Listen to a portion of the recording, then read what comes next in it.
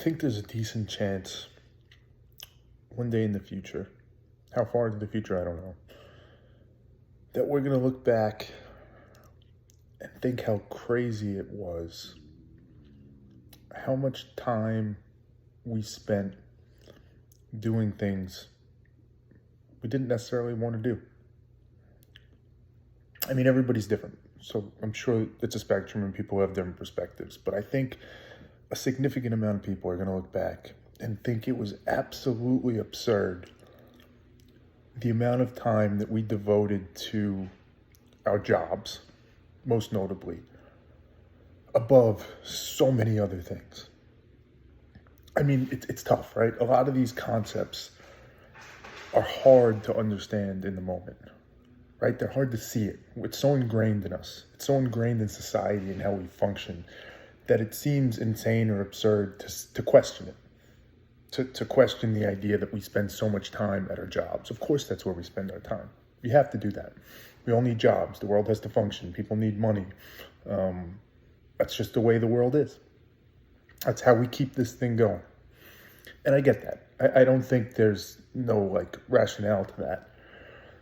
But I think the most important thing we can do as people, as thinkers, as problem solvers, whatever you want to call it, is to try and detach ourselves from every bias, every assumption, anything, and try and look at it as objectively as we can.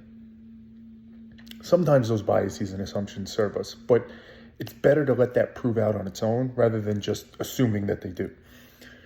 And I think if you detach from it and you look at it, the idea that, pick the number, right? People spend anywhere from 8 to 10 to 12 to 16 to whatever number of hours a day doing a singular thing above everything else that they could be doing. I mean, how is that not insane? And sure, right? Again, if some people love it and that's their dream and that's their passion and it makes them happy or whatever, power to you. But you start to look at it and you look at things, right? Like family members, friends, events, hobbies, passions you have. I mean, the most obvious one that comes to mind for me is, because it's relevant in my life, imagine you have a friend who's sick, right? Maybe you got diagnosed with cancer, struggling, dealing with cancer. A really good friend. But you're just a normal person living in the year 2023, and perhaps you'd like to spend time with that friend, be there with that friend, support that friend, do things with that friend. But you can't. You're like, I got to go spend 8, 10, however many hours a day doing this thing. I don't have any time to go see that friend. Sure, maybe I'll carve some out here or there. Maybe if I'm lucky and I coordinate it just right, I could find an hour to grab lunch or dinner once over the course of a month or two, maybe, if I'm lucky. And that's the type of thing I'm talking about. Imagine this friend is a lifelong friend, like a brother to you or a sister. It's family to you. It's one of the people that you've chosen to say, this is one of the most important people in my life. And it's a struggle for you to find an hour to go spend time with that person when they're in need, when they're suffering, when, frankly, they may not be here forever. None of us will be here forever, but in that case, it becomes even that much more obvious. And it doesn't just have to be a friend, right? You can even go closer to home. Let's say you have a partner, a spouse. Again, you've made a decision at some point in your life to say that person is somebody I want to spend my life with. I love that person. I want to be with that person. That person makes me happy. I make that person happy. This partnership is beautiful. But hey, for 10 hours a day, maybe more, I need to go do this other thing. And I'll try and squeeze you in. I'll try and talk to you when I can. Listen, I get it. The visceral reaction to this for a lot of people is like, well what are you proposing? What, are we supposed to all just quit our jobs and just spend times with our loved ones? I mean, listen, I get the practical constraints on that. I get the problems. But listen to what you just said, or at least I said as a hypothetical you. What am I supposed to do? Quit my job and just go spend time with my loved ones? Fuck, maybe, or at least be as blown away by this as I am. See the absurdity of it that I think we will all see at some point, at least whoever's here, in the future.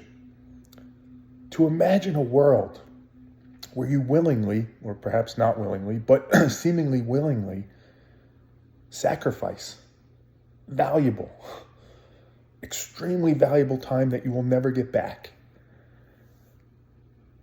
to say, I'm not going to spend that with these people that I have decided are so important to me in my life, because I got to go do this thing. I got to go work.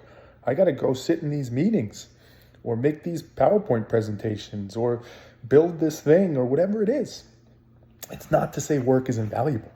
It's not to say we don't need to be doing things and we shouldn't have things outside of our family and our loved ones. But just look at it objectively. Detach yourself from the society we live in. Imagine if you were creating it again from scratch. Would you ever start with a premise that says, yeah, the things you care about, your hobbies, your passions, the people that you care about, the values, the things that matter to you, those fall way down on the list. And you're going to spend most of your time doing this other thing, which frankly, for many of you, you probably won't even enjoy. How? And I guess the craziest part to me, and I'm a victim of this, so this isn't me sitting in like an ivory tower judging by any means. How have we let it go on for so long?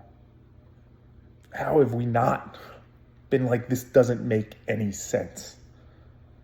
How are we all just so okay with it? And maybe that's my issue, as it is with so much of this stuff, that it just doesn't make sense to me. The world doesn't make sense to me.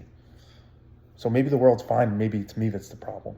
But I think when you look at it through this lens of the people, the loved ones, the friends, the family, whatever it is, and how easily we sacrifice time with them for this other thing, it's hard to argue.